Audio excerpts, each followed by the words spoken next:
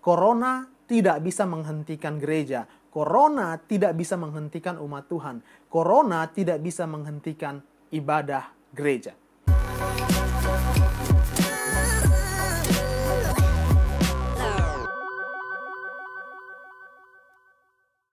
Shalom Alehem saudara, jumpa kembali dengan saya Jack dalam video saya kali ini. Kalau teman-teman baru di channel ini, baru di video ini, di channel saya banyak bahas tentang Alkitab.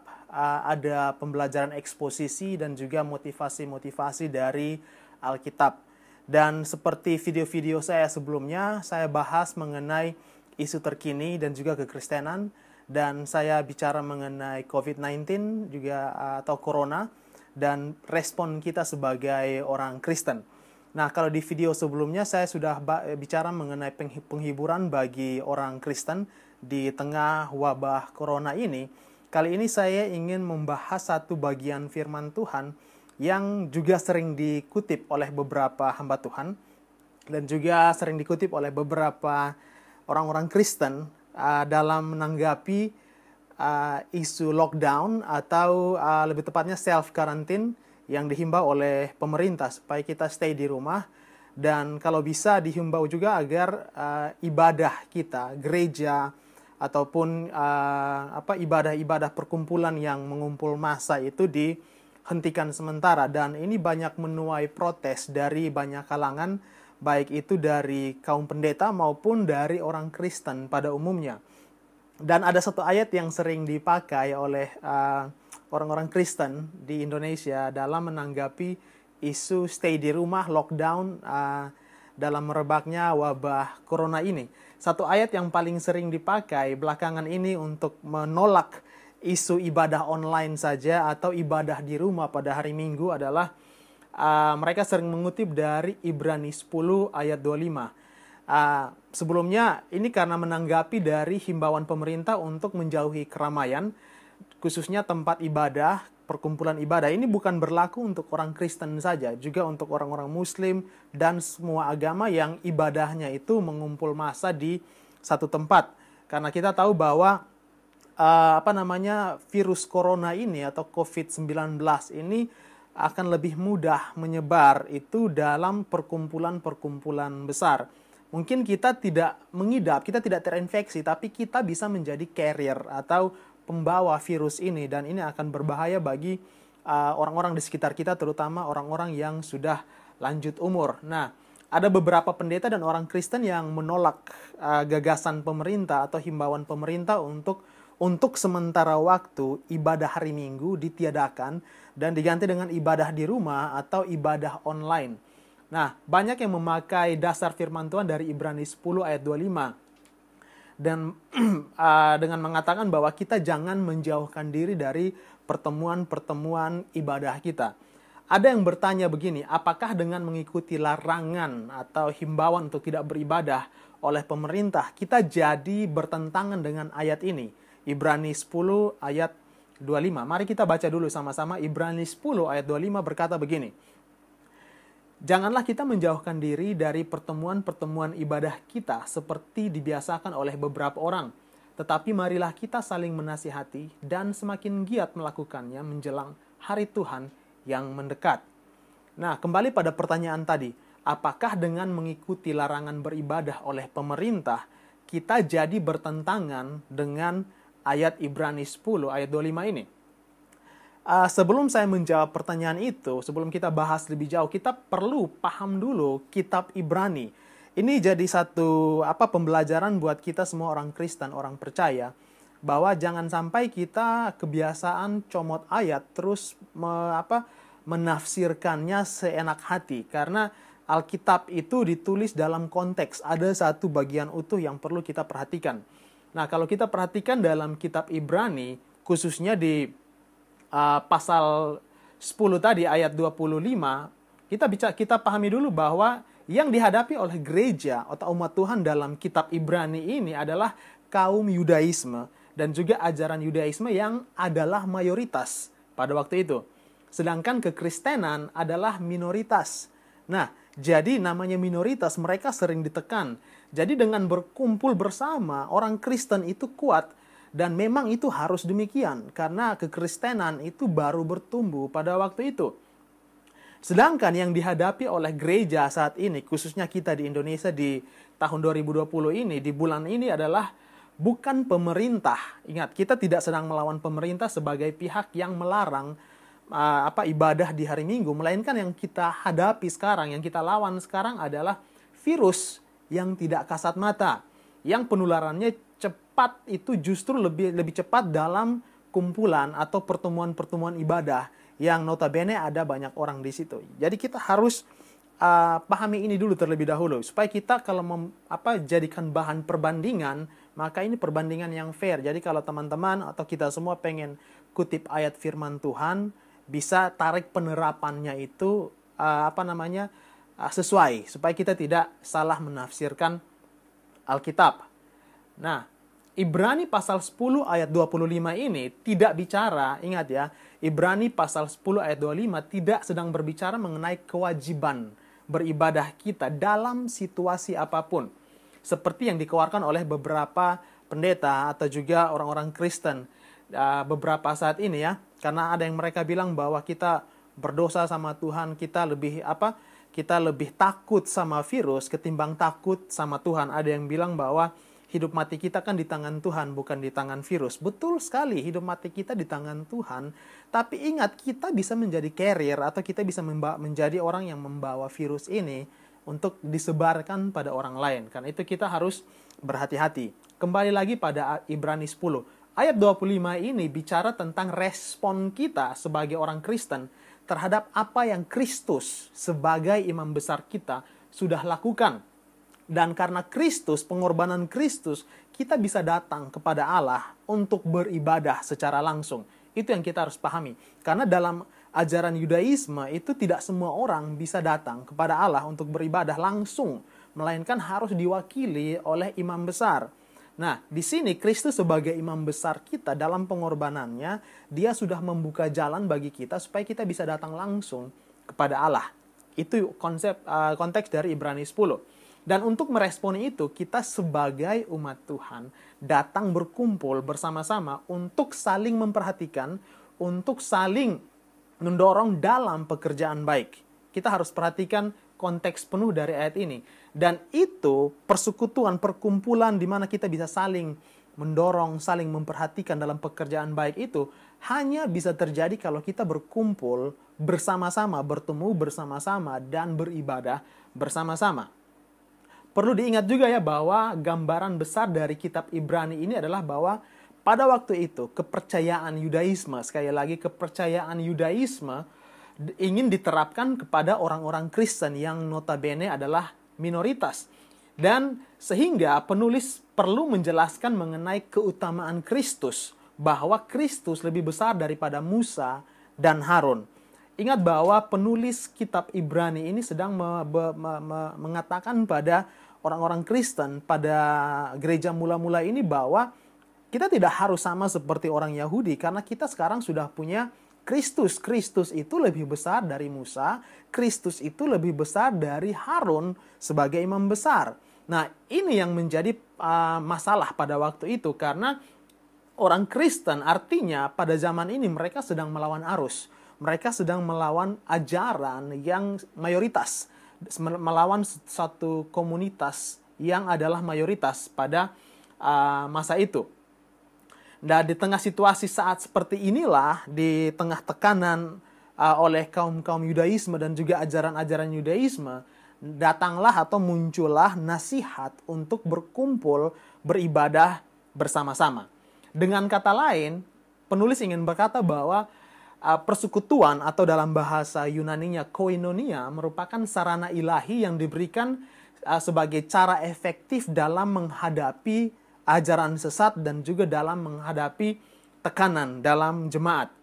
Nah, memang idealnya gereja harus menjadi tempat di mana umat Tuhan mendapatkan perlindungan dan penghiburan di tengah kesesakan. Ini harus menjadi fungsi gereja dan penerapannya bisa kita tarik untuk kita aplikasikan dalam gereja modern saat ini. Nah, tapi kita harus ingat bahwa ayat ini tidak hanya berhenti sampai di situ, karena banyak orang hanya berkata, janganlah kita menjauhkan diri dari pertemuan-pertemuan ibadah kita. Tapi ada lanjutannya, Alkitab berkata di sini bahwa seperti yang dibiasakan beberapa orang. Ini jangan dibuang, saudara, karena ini bagian penting dari satu pasal penuh ini. Nah, rupanya ada beberapa orang di gereja mula-mula ini yang walaupun sadar akan keberadaan mereka sebagai kaum minoritas, dan juga mereka tahu sadar penuh siapa yang sedang mereka hadapi, yaitu kaum Yudaisme, orang-orang Yahudi, mereka tetap tidak menganggap penting untuk bersekutu bersama-sama.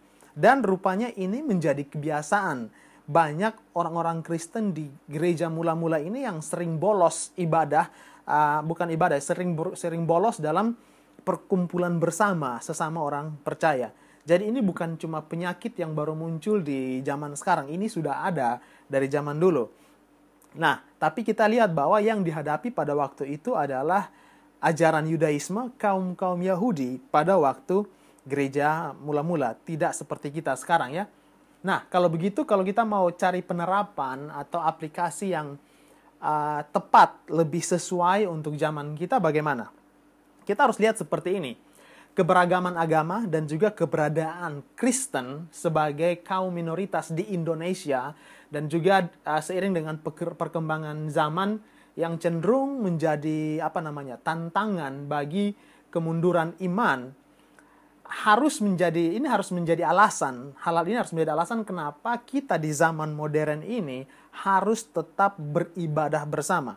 Karena banyak ajaran sesat di sana-sini, kita minoritas juga pada saat ini, sama dengan orang-orang Kristen pada zaman kitab Ibrani ini.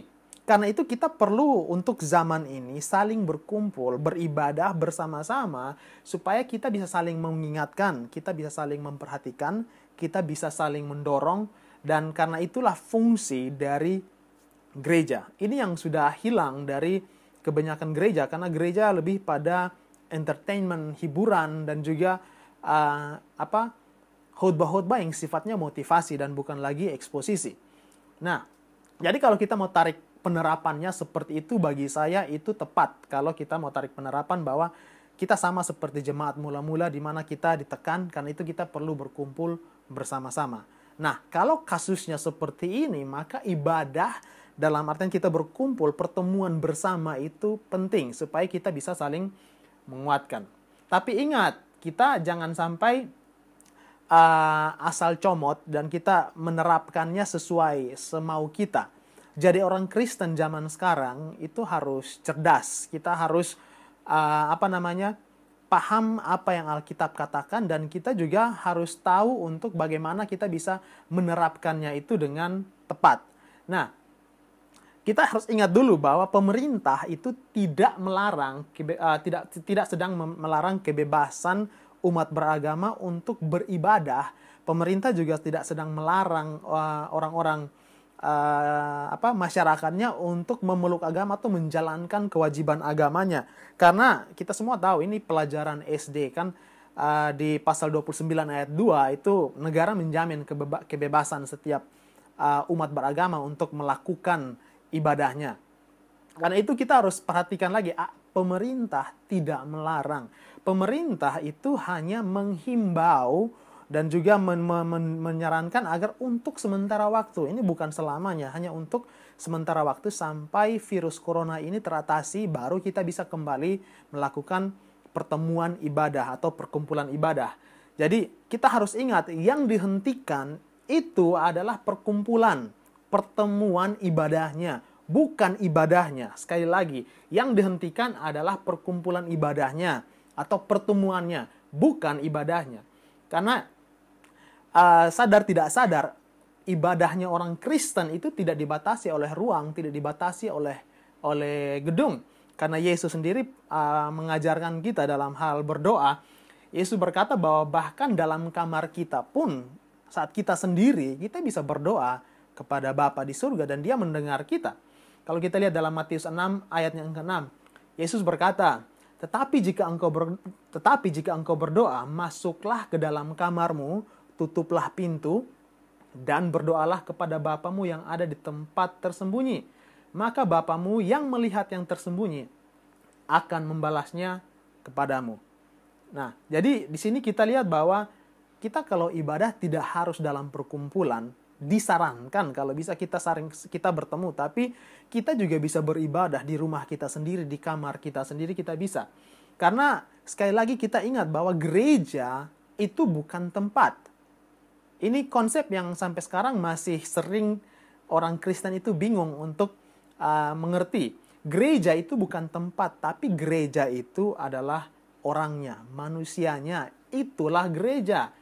Di mana ada orang percaya, di situ ada gereja.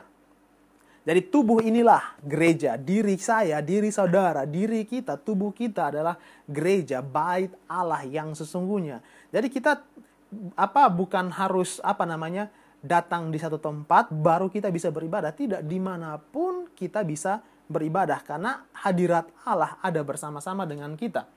Firman Tuhan berkata dalam 1 Korintus 6 ayat 19, atau tidak tahukah kamu bahwa tubuhmu adalah bait Roh Kudus yang diam di dalam kamu, Roh Kudus yang kamu peroleh dari Allah, dan bahwa kamu bukan milik kamu sendiri. Hadirat Tuhan, saudara, tidak bergantung pada jumlah besar jemaat yang hadir. Karena ada yang berpikir bahwa kalau ibadah itu harus 1000 jemaat, harus 10 jemaat, harus 500 jemaat, baru Tuhan ada. Tidak, Alkitab tidak pernah bilang begitu. Alkitab berkata bahwa dalam Matius 18 ayat 20, sebab di mana 2 atau 3 orang berkumpul dalam namaku, dalam nama Tuhan, di situ aku ada di tengah-tengah mereka. Artinya begini, kita contoh, suami, istri, dan anak berdoa sendiri di dalam rumah, beribadah, merenungkan firman Tuhan, di situ Tuhan ada bersama-sama dengan mereka. Tuhan tidak perlu harus banyak orang. 2 orang pun sudah bisa. Itu sudah jadi syarat Tuhan ada di situ. Sudah jadi jaminan pasti Tuhan ada di situ. Jadi ibadah tidak harus di dalam gedung. Tidak harus. Nah, untuk bisa lebih paham lagi, kita harus pahami dulu apa sebenarnya ibadah itu dalam pandangan kekristenan. Kita harus pahami dulu supaya kita bisa bedakan antara ibadah dan pertemuan ibadah. Karena tadi saya bilang bahwa yang dibatasi adalah pertemuan ibadah, bukan ibadahnya. Oke? Jadi apa sih ibadah itu menurut ajaran atau konsep kekristenan?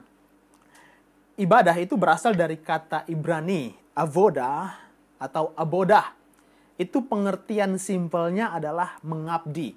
Jadi ibadah itu artinya kita melayankan diri, menyerahkan diri sebagai pelayan, kita memberi diri, kita menghambakan diri.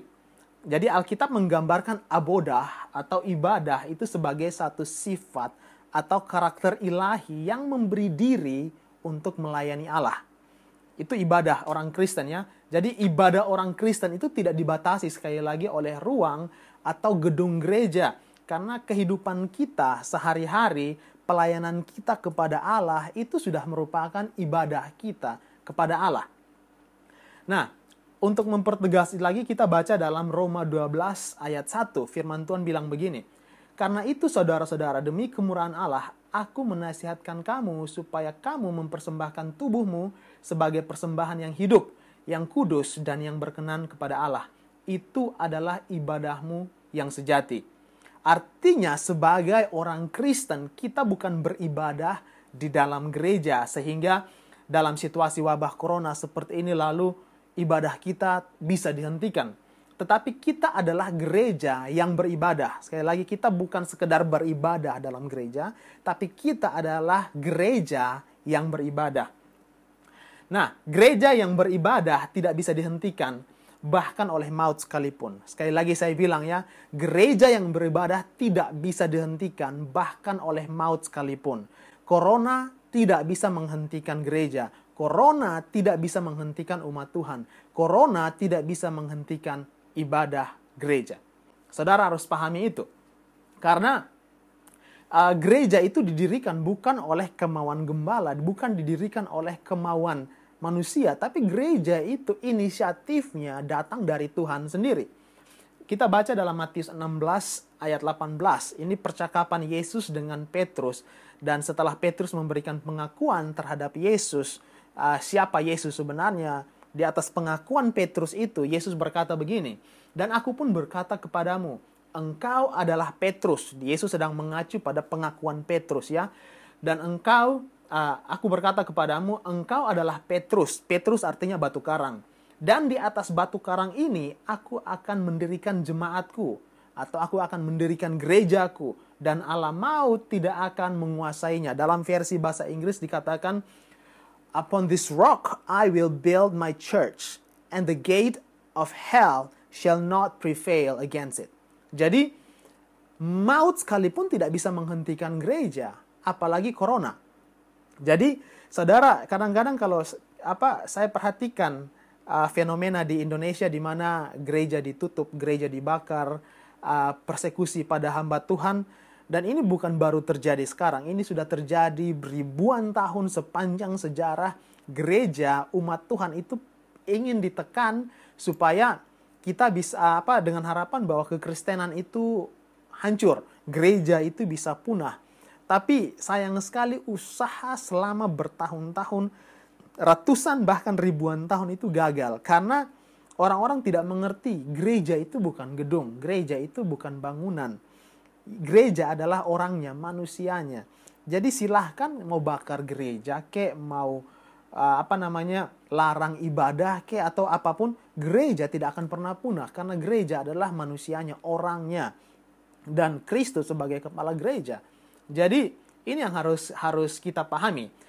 Lalu kalau sudah seperti ini, bagaimana seharusnya respon kita sebagai orang Kristen terhadap corona atau terhadap COVID-19 ini, terhadap kejahatan dalam dunia, terhadap penderitaan? Karena banyak orang sering berkata, kenapa ya kok wabah, kejahatan atau hal-hal buruk kok terjadi pada orang-orang baik?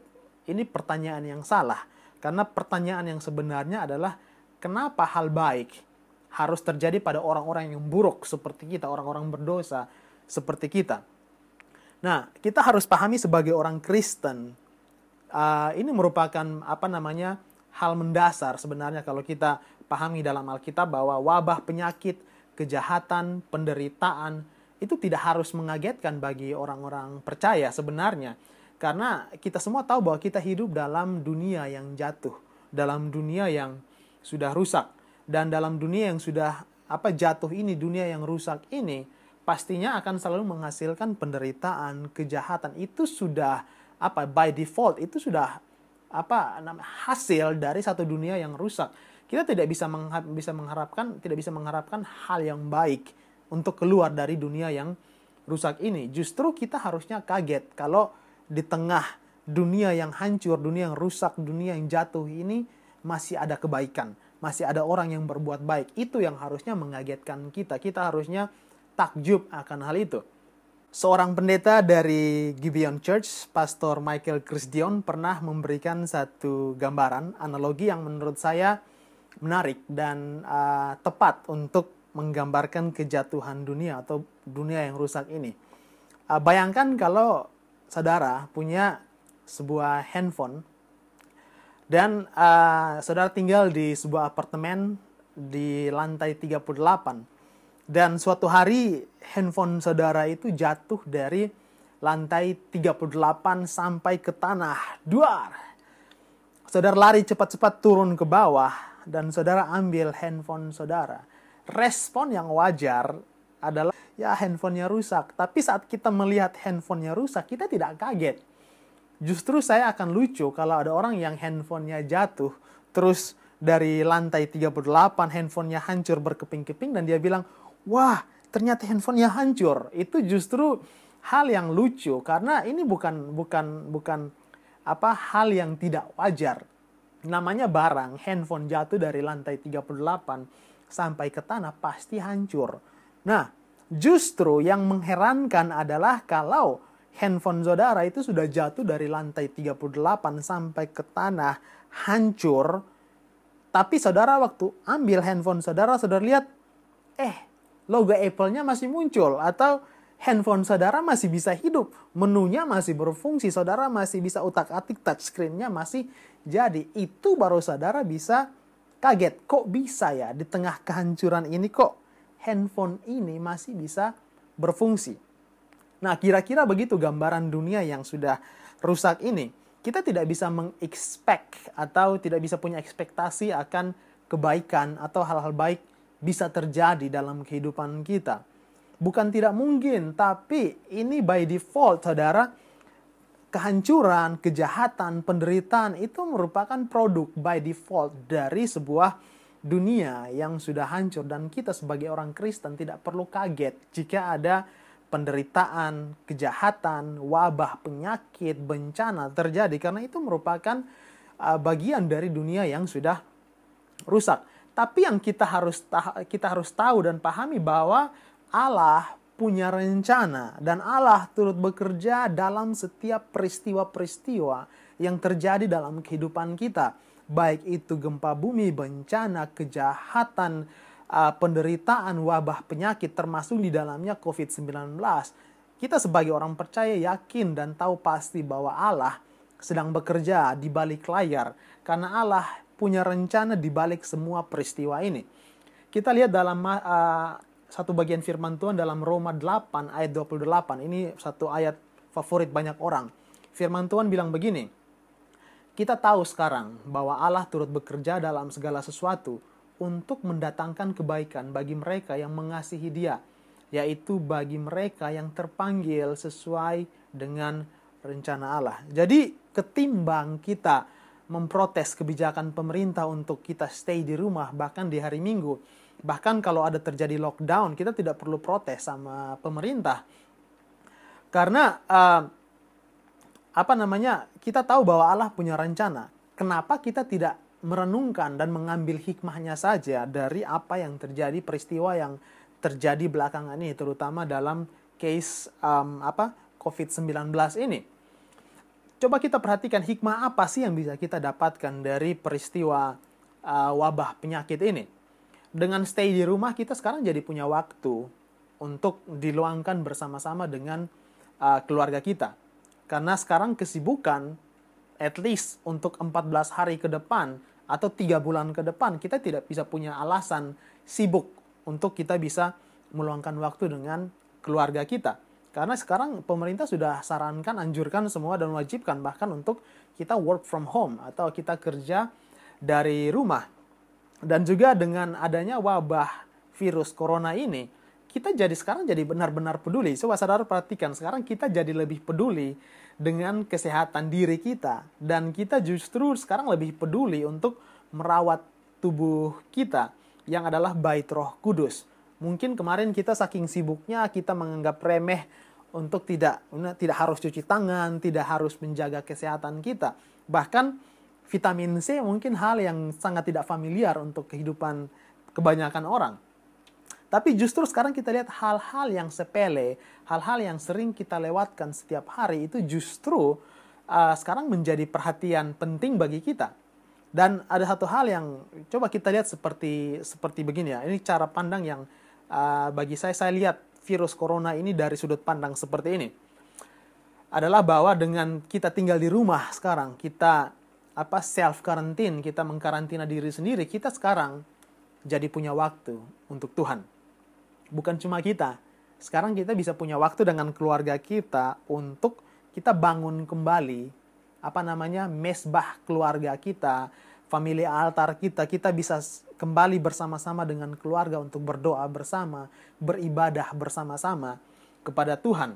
Karena kalau kemarin mungkin kita bilang, oh sibuk, nanti ya kita doanya besok saja, minggu depan saja. Karena meeting, kantor, pekerjaan, bisnis, atau kesibukan, bahkan pelayanan sekalipun membuat kita tidak bisa punya waktu untuk beribadah bersama dengan keluarga kita sendiri. Nah, ini jadi satu peluang bagi kita. Tuhan sekarang izinkan ini terjadi, mungkin supaya kita kembali bangun family altar kita, bangun kembali mesbah keluarga kita, dan juga jam-jam doa kita. Jadi coba kita lihat bisa lihat dari cara seperti itu.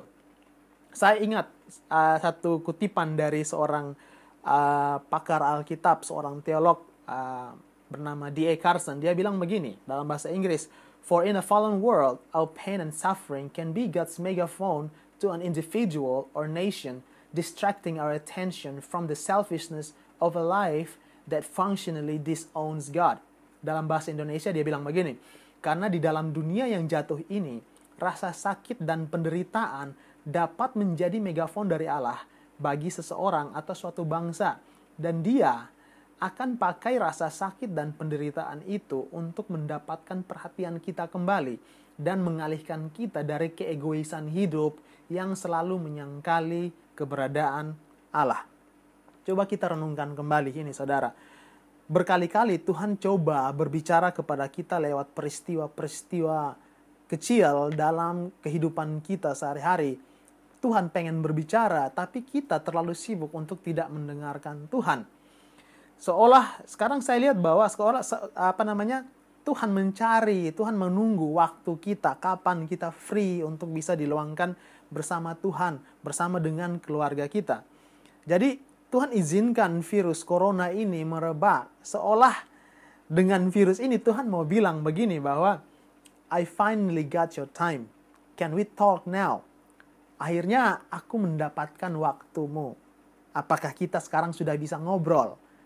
Kapan terakhir kali saudara ngobrol sama Tuhan? Kapan terakhir kali saudara benar-benar saat teduh, saudara menikmati hadirat Tuhan, menikmati pembelajaran firman Tuhan, Tuhan berbicara kepada saudara, saudara berbicara kepada Tuhan, saudara utarakan keluhan saudara, curahan hati saudara kepada Tuhan. Kapan terakhir kali saudara melakukan itu? Mungkin COVID-19 ini Tuhan izinkan terjadi supaya Tuhan kembali dapat perhatian kita. Mungkin ada yang Tuhan pengen sampaikan pada kita dan kita tidak pernah dengar. Tuhan izinkan peristiwa besar ini terjadi supaya pada akhirnya Tuhan dapatkan kembali perhatian kita. Ibrani 4 ayat 7 bilang begini, "Hari ini, jika engkau mendengar suaranya, jangan keraskan hatimu." Saudara, mungkin ini untuk engkau. Kalau engkau mendengarkan suara Tuhan hari ini, mungkin Tuhan sedang berbicara kepadamu lewat virus corona ini. Tuhan sedang berbicara kepadamu lewat wabah penyakit ini. Dengarkan dia, jangan keraskan hatimu. Allah sedang berbicara dan Allah punya rencana dan ia sanggup pakai apa saja untuk berbicara kepada kita. Tuhan sanggup pakai apa saja, cara apapun untuk menggenapi rencananya bagi kita. Bahkan dia juga bisa pakai virus corona ini untuk menggenapi rencananya. Jadi saya mau bilang bahwa apapun rencana dan kehendak Tuhan lewat wabah penyakit virus corona ini, apapun rencana Tuhan bagi kita, bagi bangsa kita, atau bagi dunia ini, biarlah terjadi. Kita harus berkata kepada Tuhan, Tuhan, let your will be done. Kita hanya hamba Tuhan, kita hanya bisa berdoa, Tuhan, apapun yang menjadi rencana kehendak-Mu terjadilah. Dan kita hanya bisa berdoa, Tuhan lindungi kami, lindungi kita, lindungi keluarga kita. Karena kita percaya bahwa Tuhan sanggup melindungi kita. Tuhan yang memberikan janji, Tuhan juga yang punya rencana bagi kita adalah Tuhan yang sama, yang sanggup juga untuk melindungi kita. Siapa tahu juga lewat penyebaran virus corona ini, mungkin dengan cara ini Tuhan membuka jalan bagi orang-orang di luar sana yang tidak mengenal Dia untuk akhirnya bisa datang dan bertobat, menyerahkan hidupnya pada Kristus, dan mereka bisa lahir baru. Ini harusnya menjadi kesempatan bagi kita, orang-orang Kristen, orang-orang percaya, untuk menyatakan Injil Kerajaan Allah. 2 Timotius 4 ayat 2 bilang begini, "Beritakanlah firman, siap sedialah baik atau tidak baik waktunya. Nyatakanlah apa yang salah, tegurlah dan nasihatilah dengan segala kesabaran dan pengajaran." Jadi sebagai orang Kristen, kita percaya bahwa hidup mati kita memang ada di tangan Tuhan. Karena itu kita tidak perlu takut. Entah itu wabah virus corona, aniaya, atau apapun juga, tidak ada yang bisa memisahkan kita dari kasih Kristus. Sebagaimana yang dikatakan dalam Roma. Karena kita percaya bahwa sekalipun kita tutup mata di dunia, kita buka mata di surga. Kita tahu masa depan kita itu sudah pasti surga. Tapi bagaimana dengan mereka yang belum mengenal Tuhan, mereka yang masih jauh dari Tuhan? Kemana mereka akan pergi kalau mereka mati? Ini yang harusnya menjadi concern kita sebagai orang percaya. Di sini Tuhan ingin lihat apakah kita lebih peduli pada kesehatan fisik kita, ataukah kita peduli, benar-benar peduli pada keselamatan kekal seseorang. Karena itu mari kita sama-sama peduli dan menjangkau mereka yang belum mengenal Yesus, supaya kita nantinya bisa beribadah bersama-sama dalam pertemuan-pertemuan ibadah kita yang akan datang. Dan pada akhirnya kita juga akan bersama-sama dengan mereka di surga bersama Yesus sebagai kepala gereja kita. Dan kita terus percaya bahwa gereja tidak bisa dihentikan. Selama Tuhan izinkan kita ada dalam dunia ini, gereja tidak bisa dihentikan karena gereja didirikan oleh Yesus sendiri. Itu akhir dari video kali ini. Nantikan pembahasan lanjutan dari tema kita masih tentang gereja dan COVID-19 di video-video saya berikutnya. Karena itu pastikan saudara subscribe dan jangan lupa tekan tombol lonceng supaya saudara tidak ketinggalan setiap kali saya upload video-video berikutnya. Pastikan saudara dapat notifikasi karena setelah ini kita akan masuk dalam part kedua di mana kita akan melanjutkan tema ini. Karena ini pembahasannya cukup panjang, supaya teman-teman tidak bosan, saya bagi dalam beberapa bagian. In the meantime, stay healthy, jaga kesehatan, jauhi keramaian. Akhir kata, put your hope in the Lord. God never fails. Tuhan Yesus memberkati.